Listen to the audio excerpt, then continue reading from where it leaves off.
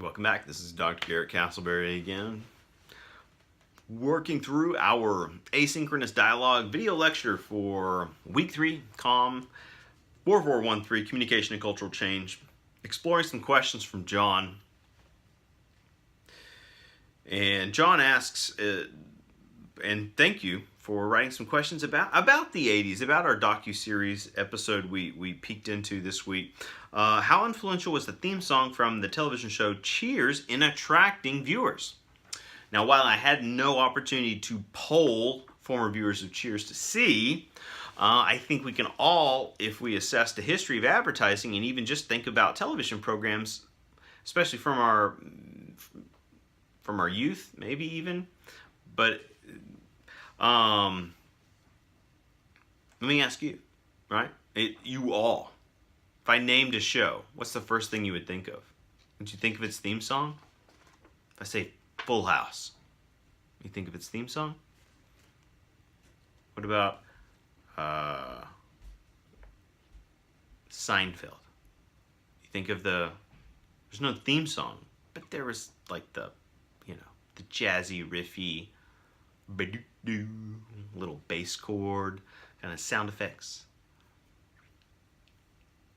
Say, The Simpsons. I can't even say the title of the show. I just have to kind of embody it, right? So you think about the theme songs and how they resonate with this. There's power to that. I don't know if I don't know that it actually brings in new audiences in that type of way. I think it's more like something that becomes an earwig, right? Or I say earwig, earworm. But it catches, right? You become caught up in it, or the thought of it, and so you keep coming back for more, and thus it becomes this nostalgic text, and there's this whole cycle that takes place. Could not get the clips to load for some segments. All right, so double check. It's certainly available on Netflix, and the link we have to that website, it's only a brief clip of that episode. It's not the whole episode, so I definitely recommend for those that have Netflix, stream that whole episode of the 80s about television. However, it's twice as long as the ones we've seen in the past. John writes a question about the Sesame Street Game of Chairs sketch the parody video we watched this week. Can the viewer recognize that Grover is the main character in the clip? What viewer? Why are the writers placing him as the main character? Fair enough. We might be playing a game of chairs of our own here. I would also rephrase your question and ask a different one, a counter question. How does Grover's presence fulfill the sketch's purpose? And important trivia, do we know who the voice actor of Grover is? Are we aware? Okay. I don't know if there's young children listening. I don't want to spoil it for them, but let me know, and I'll tell you next week if you don't know. What was the well, Sesame Street True Mud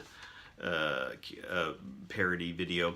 What was the customer asking for mud for? Any reason other than because it rhymed with the other words in this clip? Okay, this is intertextual reference. So if you've seen True Blood, the series that ran on HBO, not for children, by the way, that program had a component within, right, a meta text within a text.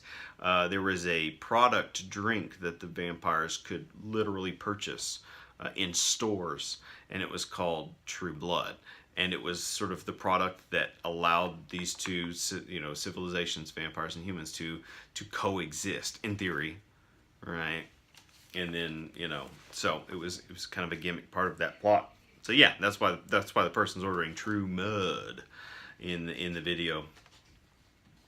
Oh, would the children understand the concept of bikers as portrayed in the clip Sesame Street Sons of Poetry? there is strong iconicity to the biker that we pick up on at a very early age. It's one of those things like pop culture by osmosis. We pick it up, we understand what that is, but it sure doesn't mean that we have an understanding of the heavy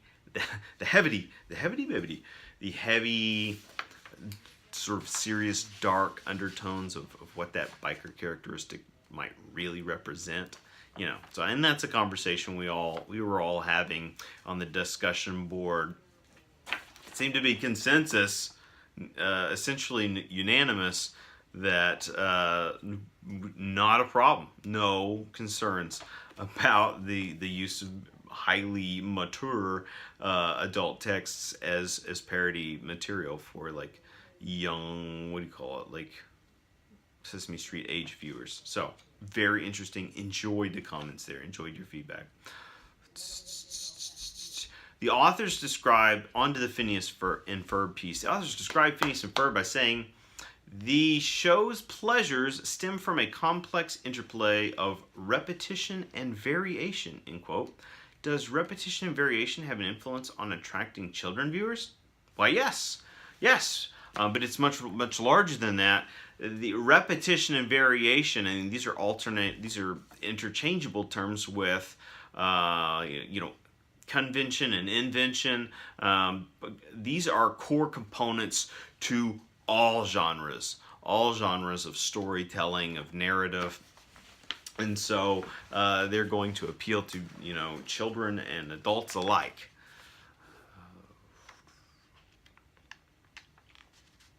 The authors also mention a, quote, predictable structure, end quote, page 59, about this television show, Phineas and Ferb. Is this a benefit to the show's popularity or a disadvantage?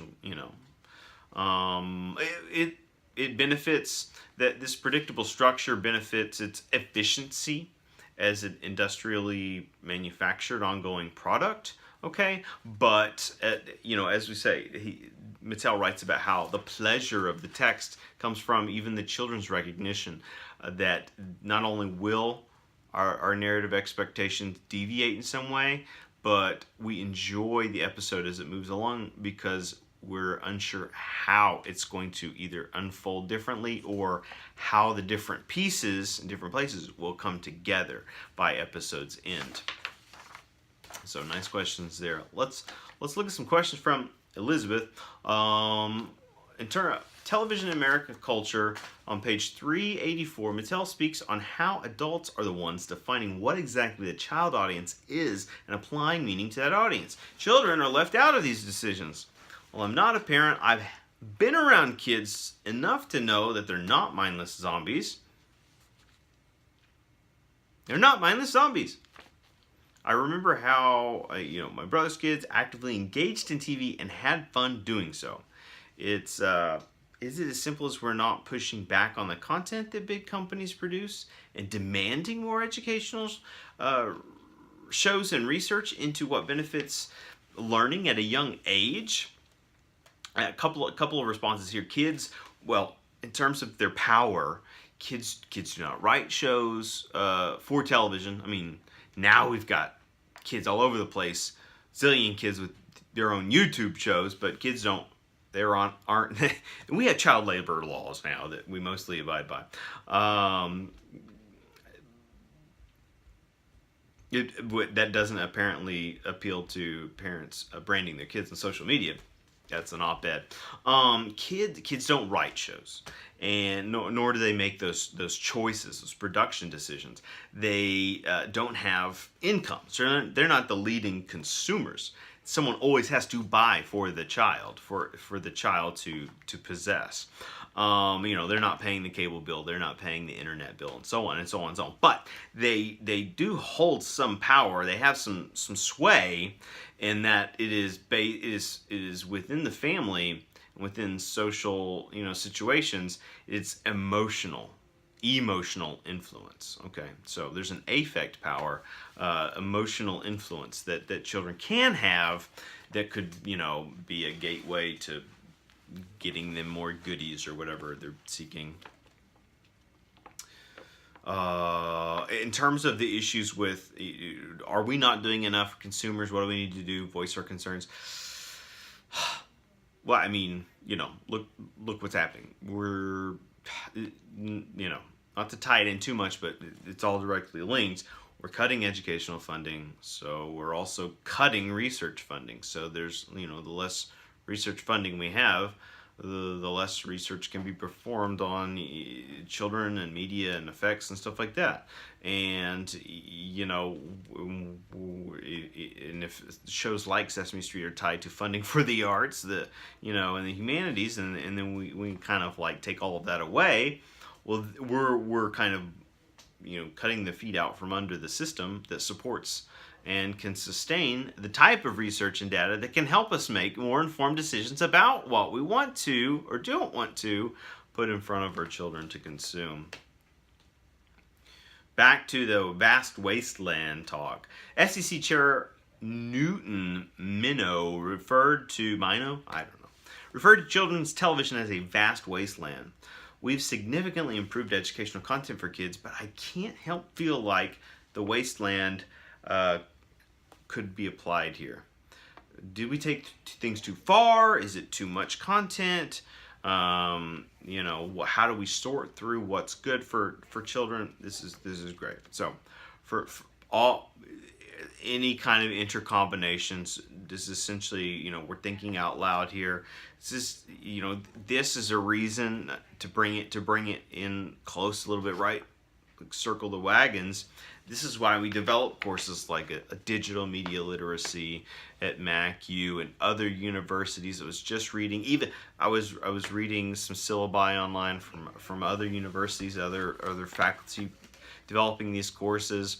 There are so many issues and media related issues, ethical concerns, possible morally gray grounds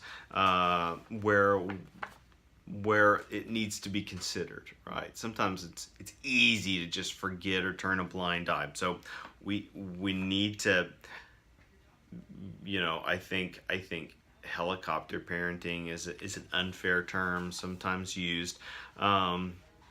That can be very supportive in certain circumstances. So let's take a quick break. We'll see where we're at on the wrap-up game here. Perhaps our final portion of a Q&A for week 4. No, week 3.